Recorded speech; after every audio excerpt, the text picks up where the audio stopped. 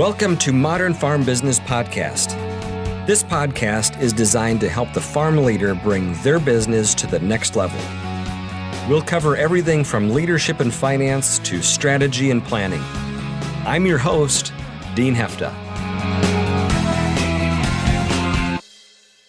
For us to succeed as leaders, one of the biggest challenges isn't necessarily our employees, the weather, or the marketplace. More often than not, it's dealing with ourselves effectively. And joining me today to share his insights on this topic is David Levin. He's co-author of the million-selling book QBQ, The Question Behind the Question, with his co-author, John Miller, who, by the way, was on this show a few episodes ago. He's also author of Don't Just Talk, Be Heard, the creator of Focused Everyday Training Program, and author of the newly released book, Raise Your Inner Game. In addition to his books, he's an award-winning songwriter and recording artist. David, welcome to the program. Thanks, Dean. I'm happy to be here. Your newest book, as well as a lot of the work that you've done, has been around this dealing with the distractions and the stress in our life. But as you've shared, you haven't always necessarily been able to work at your highest level. Could you give us some insight from your experiences on what you found in managing and living in such a distracted time that we're in? Yeah. The big thing is understanding the effect the unprecedented levels of stress and distraction are having on us and on our ability to do our best work. You know, life really has changed in a fundamental way. There's more stress and pressure than ever before. And with the rise of the internet and especially smartphones, the distractions have increased right along with it. And I really believe that these levels have exceeded our natural ability to deal with them. We just don't have the innate skills to manage the kinds of distractions we're dealing with in our lives today. So the effect of that is it's hurting our ability to think clearly and deeply about things. It's hurting our ability to connect with people, to listen, to relate, to build real relationships. And those two things go to the heart of any successful business. I don't care what it is. If you can't think clearly and deal effectively with people, you're just not going to make it. So the key is to put some energy into learning the inner skills it takes to manage these new levels of distraction. And the main skill there is called cognitive control. Cognitive control is the ability to manage and direct your thoughts and your attention. So it's basically being able to shut down the distractions and the emotions that pull us off track. So that's the skill we really need to be working on to be successful in today's environment, as you know, in my opinion, anyway. And this new book that you're talking about, it's the world's first and only practical system for helping people do that, for developing cognitive control. Could you tell us a little bit about your journey of, working towards this raising of your inner game and some of the things you found and maybe some of the things that you yourself were challenged with? Well, it started kind of a funny little story, but it started back in 1992. I was, as you mentioned, I've been a musician all my life. In this period, I was kind of struggling. Well, more than kind of. I was struggling pretty badly, really. I was feeling like things were sort of just off track. I kind of lost my direction, lost my sense of self. And just as coincidentally, I was walking through our house in the middle of the day, and I suddenly got the impulse to weigh myself. I was like, I wonder what I weigh right now, which doesn't sound that, strange or remarkable, but I'd already weighed myself that morning and the night before and the morning before that. I really didn't need to do it right then. In fact, it was sort of ridiculous to want to do it then. But the pull to do it was very strong and urgent. And for some reason, I just thought, where is this coming from? And all of a sudden, I sort of clicked and I noticed something I'd never really noticed before. And it was kind of like the scene in The Wizard of Oz where, all of a sudden Toto pulls the curtain back and you see the man behind the curtain pulling the levers, pushing the buttons. It was absolutely clear to me in that moment that there was essentially another person inside of me. And that's where that pull was coming from. They were the source of that pull. And seeing that really was the watershed moment in my life. Everything I'm proud of in my life, and this was a long time ago, but everything I'm proud of has happened since that point. Now, it didn't happen immediately. It took years for some of it to kind of soak in and manifest. But seeing that difference between sort of the me I think of as the real me and that other source of these distractions and the negative thoughts and all that, seeing us as two different entities, in a sense, was really the foundation. Everything has grown from that since then. Fascinating. So we'd probably be hard pressed to find somebody today that would say there's fewer opportunities for distraction than just 10 years ago. And you alluded to that. And you mentioned the importance of cognitive control. So we're not going to make all those things go away, but is it accurate to understand that as I need to take control of some things around this cognitive control? Could you give me some insight or some tools around what do I do with that thinking? Well, first of all, you're right. That really is what we need to do. I mean, as far as learning how to manage the distractions. And, we talk about distractions, but we normally, when you say that to somebody, when you have that conversation, we usually think about external distractions, all the emails coming in, the phone calls, all the demands on my time. And that's a big thing. But you could, and I've tried this with people, you could have someone, they got to work on, they got to write something up. They need to focus for a while or whatever the project needs some focused attention. You can turn off your phone. You can turn off your email. And you do that. And within, 2 minutes, all of a sudden you're checking it again because, well, maybe something came in. The distractions that really throw us off are internal. They're the thoughts that just come up out of nowhere in our minds. They're the things we're thinking about or we're worrying about or we're just drawn to. Other examples, a friend of mine, CEO of a company here in our area. We're up in Southwest Wisconsin.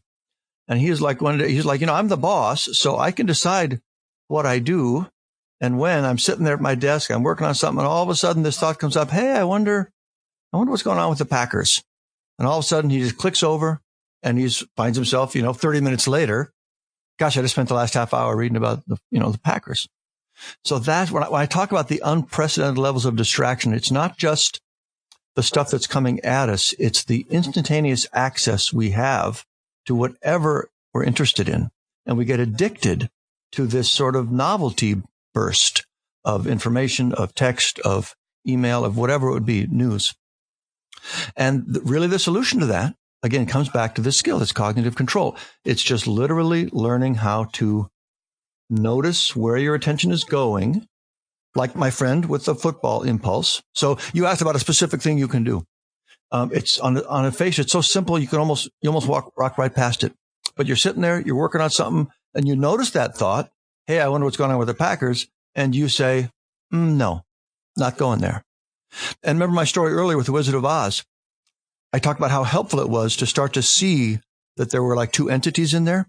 Well, this is kind of what I'm talking about there. The more you can actually in your mind see it as if there's maybe somebody sitting next to you or calling you on the phone and saying, hey, wonder what's going on with the Packers right now. It's easier for you to turn to that source and say, no, we're not doing that now. Just, knock it off. And that's really what it comes down to. It's just observing when your thoughts start to drift and just saying no, just keeping them where you want them to be. So being conscious and aware of those thoughts and then being able to manage that. Now, in your newest book, Raising Your Inner Game, you made the comment, it's not what you're doing that matters most, but why you're doing it. Could you tell us a little bit more about that statement? Yeah, that one takes a little explanation. Thank you for asking about it. It's sort of, it's in the context of one of the, I guess you'd call maybe a deeper topic I talk about later in the book. But at the heart of this idea of raising your inner game, it really comes down to, are you acting intentionally or are you acting unconsciously? When you're acting intentionally, you're deciding what you think and say and do. As we've been talking, you're in control of your thoughts and actions. When you're acting unconsciously, you're sort of being pulled along like a puppet by your unconscious thoughts, emotions, and your physical state. So, for example, maybe you're tired and you're a little cranky and you get impatient and you're maybe sort of short with people, a little testy. Well, that's letting your physical and your emotional state control your actions. They're sort of taking over and turning you into that sort of crabby guy. On the other hand, when you're raising your inner game, you could still be feeling tired and cranky, but you can keep that in check. You can set it aside. You can be, again, a better version of yourself. You can communicate more effectively. So that's the context where this statement comes from and makes sense. On the question of right now, in this moment, are you being intentional or unconscious? The marker for that is not about what you're doing, but why you're doing it. Essentially, who's in charge? Are you in control, or are you being pulled along by this other entity, your thoughts and these emotions? And again, this is sort of an advanced element that might make more sense if, once you've done the sort of the groundwork in the first part of the book, but hopefully that does make some sense and helps. Yeah, that does. I think it does resonate. So, if I'm listening to that, we know in our given day, the things that we look back on and say, wow, I can't believe I spent all my time doing these things. I wasn't even thinking about it. Versus, wow, I really chose to do these two things because I knew they were important. And that's a different way of acting. It's that consciousness, because if we're just operating out of our habits, it's pretty easy for us to get stuck in maybe a habit that isn't going to move our business forward or ourselves forward or our family forward. That's exactly right. And it really, the more you look at this, the more you start to observe how you go through your day. What am I doing? One moment to the next, 1 hour to the next versus what I intended to do. And you start to watch these little moments where we get, pulled off track or distracted or whatever. It really does apply to everything.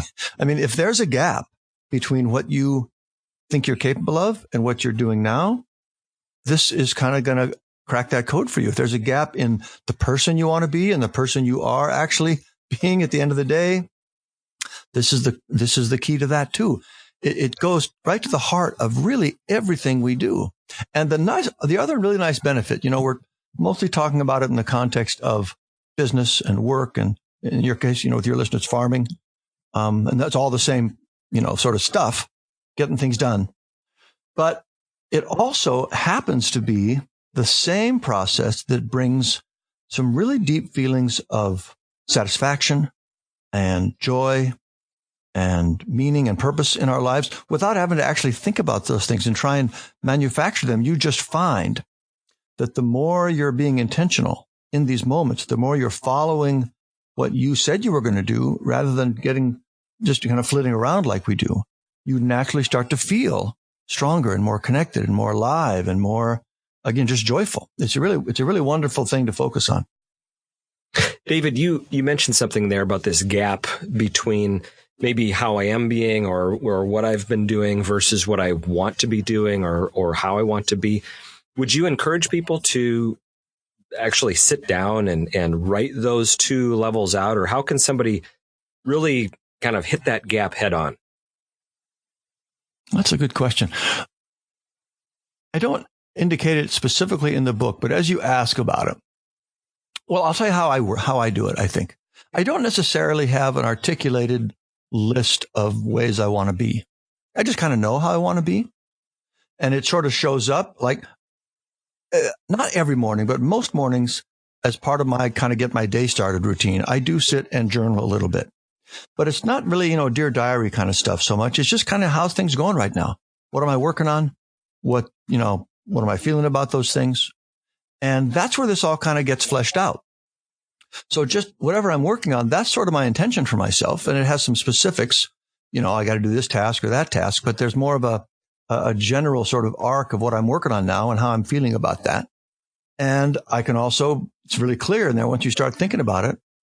I wasn't that focused yesterday. I got slipped up. I spent some time on other stuff. I was really focused. So that's where I do it. I just keep an ongoing conversation with myself. I do it on my computer, but people could do it anywhere. And some people do say actually physically writing it, like in a notebook, is extremely helpful.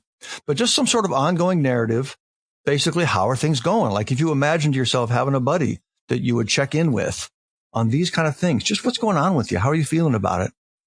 Just doing that, on a fairly regular basis, it's a really good way to stay in touch with that and bring to light that question you had was, where's the gap between what I'm shooting for, the person I think I should be being, and what I'm actually doing? In your book, you mentioned this, and we hear this word a lot around us, and that's engagement, whether it's Am I engaged right now? Are my employees engaged? But this concept around engagement.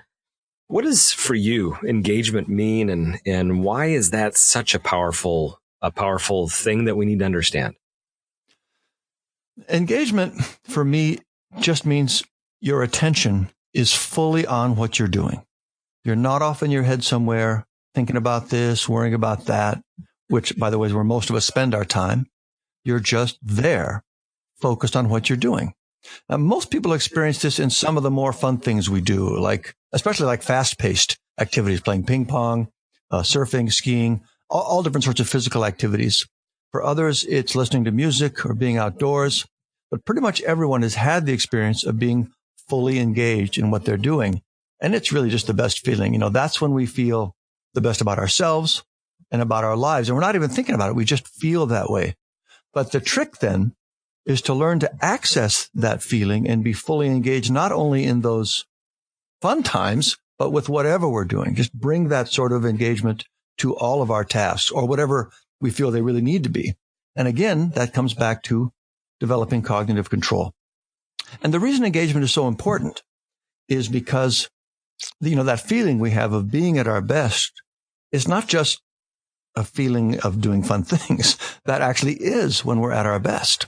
When you can shut off that mental noise and block out the distractions and keep your emotions in check, you sort of rise up to being your best self. You think more clearly. You're more creative. You're more authentic and effective with people. You're more energized. It just really is you at your best. And with how complex life has become and the nature of the problems we need to solve in our lives and in our work, the level of innovation we need to have, we just really can't afford to be anything less than bringing our best self. I honestly think this is maybe the biggest danger we're facing in business today. The nature of life is making it harder and harder to operate at our highest level. So the people and the companies who don't learn how to do that are just going to fall behind. And it all comes down to people just deciding on an individual basis to work on developing these new skills. So we all have the same 24 hours in each day. And to really bring this home for our listeners, what is it that you really want them to know about raising their game so that they can do their best work? If you really believe in self-improvement and you just really want to work and live at your highest level, this skill we've been talking about, cognitive control, really is the key to what you've been missing, to being best, to fully realizing your potential. It's the quickest, easiest way to make a measurable difference in your work and life. And it's just really just desperately needed the way life has become.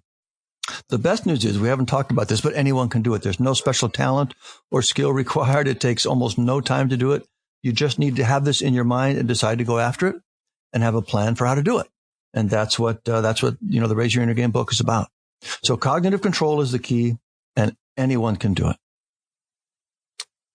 Joining us today is David Levin, author of Raising Your Inner Game. David, if people want to learn more about what you've been working on, where would you direct them? To find out about the book, just go to raiseyourinnergame.com, one word, raiseyourinnergame.com, and just about me in general, davidlevin.com, DAVIDLEVIN. Great. We'll have links to that in the show notes for this episode. David, thank you so much for your insights today. Dean, thank you. It was a pleasure. Some great insights there from David. I really appreciate him sharing those and the work that he's done on this topic. A couple of things that stood out to me. One that he hit on a couple of times is the concept of cognitive control and us having this intention, this awareness of what are the thoughts happening in our minds and how is that directing a lot of our day-to-day activities and how we're maybe succumbing to these distractions that are around us. So having this awareness to manage our own internal conversation and those two different people that are going on. And that really ties into the concept that I love, and that is the intentionality versus unconsciousness about our activities. Are we being intentional and knowing why we're doing this, why these things are important? Or are we just kind of going on autopilot and operating at whatever comes up around us to direct our activities? And as we lead our families, as we lead in our communities and lead our businesses, it requires not only the ability to manage these distractions or other people's agendas that they have for us, we have to be able to manage that. We also have to manage, how am I investing my time as it relates to the things that matter and are going to move these priorities forward. So thanks again for David and for him sharing that. And thank you for joining me on this episode of Modern Farm Business. As always, be sure to tell a friend about what we have going on here at Modern Farm Business. Subscribe wherever you get podcasts so that you can get the latest updates when we release them. And if you have any thoughts or ideas, be sure to send them over to me. My address is dean@modernfarmbusiness.com. Look forward to visiting with you again next week. Have a great one.